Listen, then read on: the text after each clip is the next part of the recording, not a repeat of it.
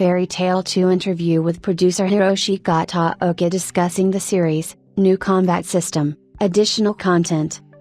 In many ways, the announcement of Fairy Tail 2 was an unexpected but welcome surprise.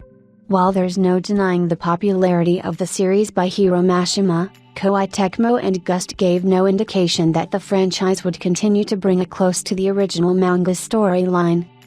During Gamescom 2024, I had the chance to try out the game before its December release and speak with producer Hiroshi Kataoka, discussing the setting, characters, battle system, future content, and more. Enjoy! The interview was conducted via an interpreter and has been edited for clarity. The original Fairy Tail was almost universally praised for being a very good adaptation of the manga by Hiro Mashima, but many found it difficult to keep up with the story and characters without any prior knowledge. Is there anything in the new game that addresses this issue? We have a few systems in place to address this issue. For starters, at the beginning of the game, there's an event that is specifically focused on looking back at the past story. We also implemented a glossary in the main menu, which allows players to check terminology as well as learn more about characters and their past, so it's easy to learn what happened before the Alvarez Empire arc. During dialogues, there are also words highlighted in yellow, W. Which can take the player straight to the glossary, even during gameplay. So, to enjoy Fairy Tail 2, it's not necessary to play the original. Fairy Tail 2 features an all-new original story called Key to the Unknown, set after the events of the Alvarez Empire arc and the original story. Is there more original story besides this new epilogue? There is more original story, but it's not a lot, and it's mostly found in side quests and optional content. Fairy Tail 2 is all about respecting the original IP, and we didn't want to break the flow of the original narrative.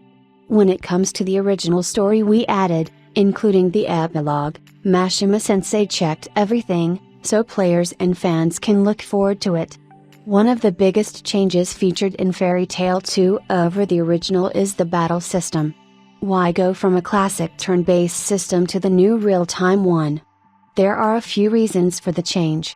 The first game featured a turn-based battle system to help newcomers to the genre and let them have fun right away, but its slow pace wouldn't have been suitable for what happens in the second game. The Alvarez Empire arc, which is the last arc of the original manga, features a lot of combat against some very powerful enemies, and I felt that a faster, more action-based combat system was better suited to properly adapt these battles. Being the final battle, it just had to be faster. Many role-playing game series are moving away from turn-based combat and employing more action-oriented systems. Do you think there's still a market for classic turn-based games? I don't think the market is shifting towards one or the other. It all depends on what kind of battles someone wants to have in their games. You can do interesting things with both turn-based and action-focused combat systems. Personally, I still find turn-based combat fun, but for Fairy Tail 2, I felt that an action-oriented combat system would have been best. It really depends on the game. Are there multiple difficulty settings? Fairy Tail 2 features multiple difficulty settings. We have an easy mode for beginners to enjoy the story, but we also have more battle-focused difficulties for those who find the other difficulties too easy.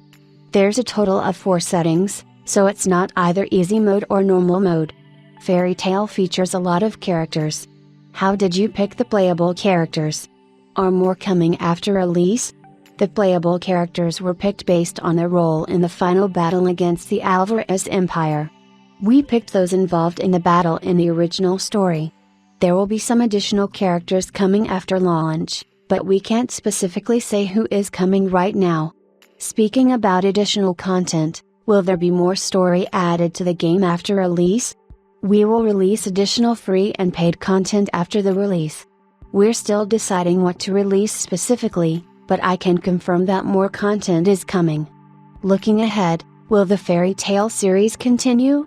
If so, would a new entry in the series feature an already now story, or will it adapt the 100 Years Quest story?